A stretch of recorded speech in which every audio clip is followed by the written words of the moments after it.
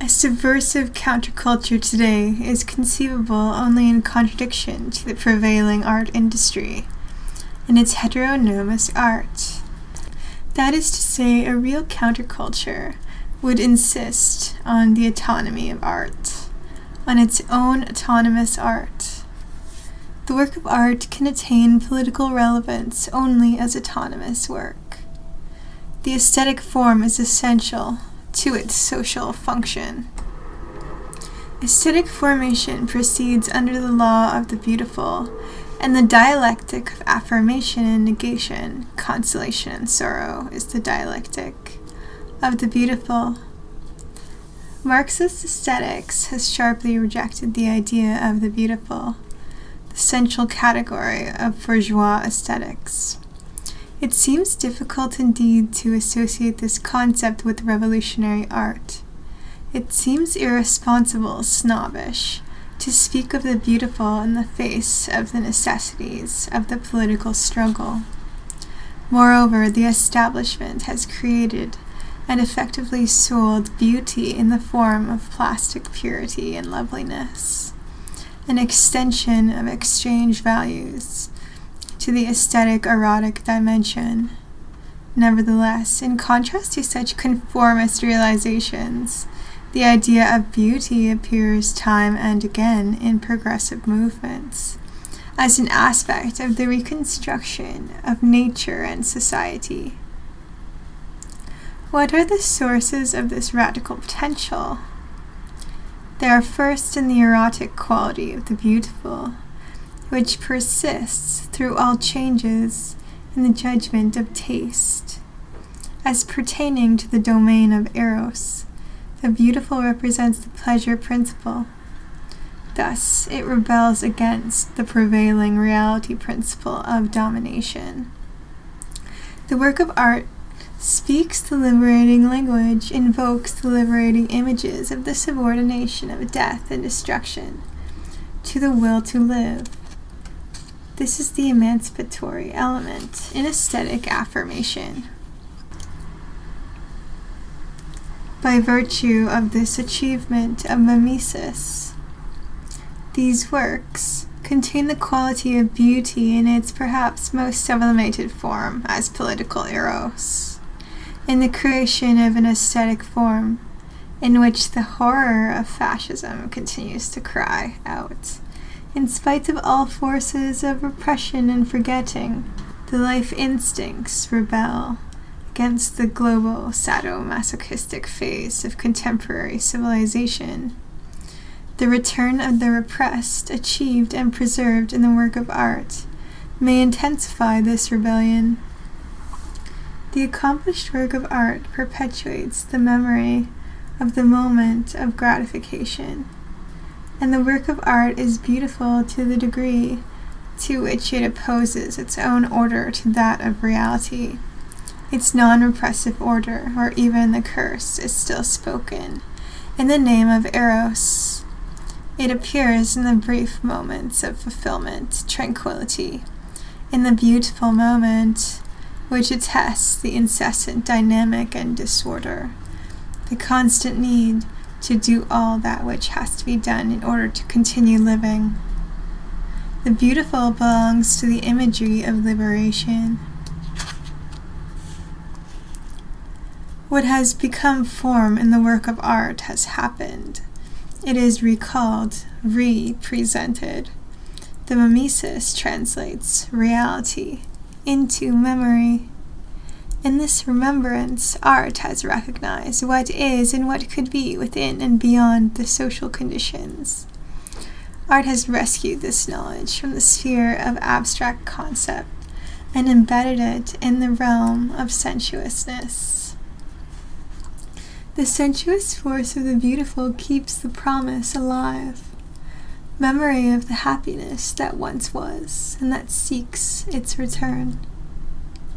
Inasmuch as art preserves with the promise of happiness the memory of the goals that failed, it can enter, as a regulative idea, the desperate struggle for changing the world.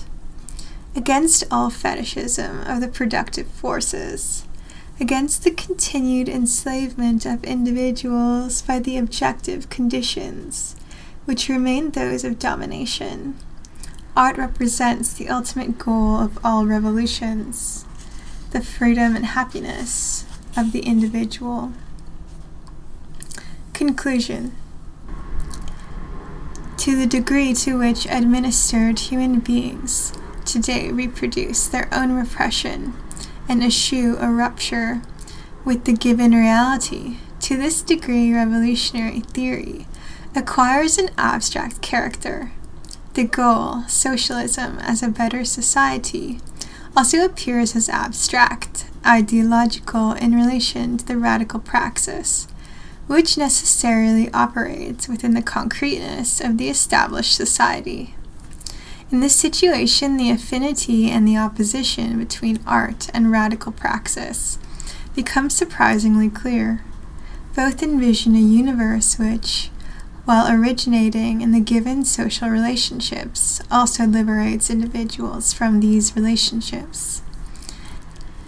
This vision appears as the permanent future of revolutionary praxis.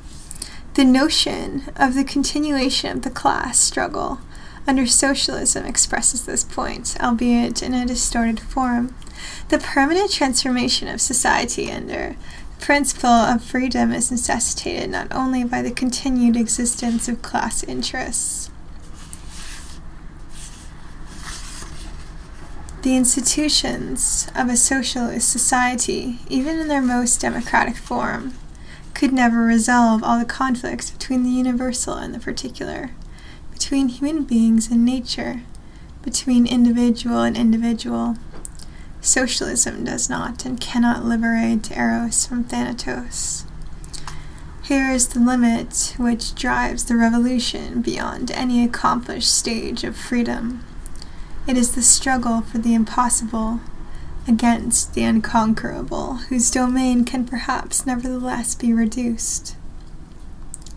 Art reflects this dynamic in its insistence on its own truth, which has its ground in social reality, and yet is its other. Art breaks open a dimension inaccessible to other experience, a dimension in which human beings, nature, and things no longer stand under the law of the established reality principle.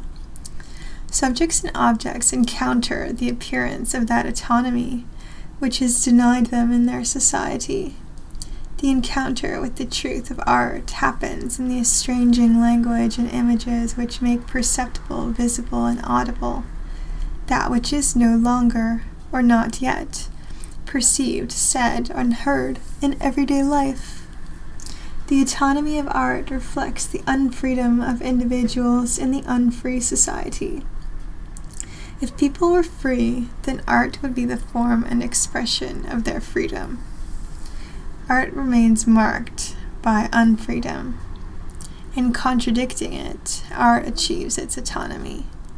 The nomos which art obeys is not that of the established reality principle, but of its negation. But mere negation would be abstract, the bad utopia. The utopia in great art is never the simple negation of the reality principle, but its transcending preservation, in which past and present cast their shadow on fulfillment. The authentic utopia is grounded in recollection. All reification is a forgetting. Art fights reification by making the petrified world speak, sing, perhaps dance. Forgetting past suffering and past joy alleviates life under a repressive reality principle. In contrast, remembrance spurs the drive for the conquest of suffering and the permanence of joy. But the force of remembrance is frustrated. Joy itself is overshadowed by pain. Inexorably so, the horizon of history is still open. If the remembrance of things past would become a motive power in the struggle for changing the world, the struggle would be waged for a revolution hitherto suppressed in the previous historical revolutions.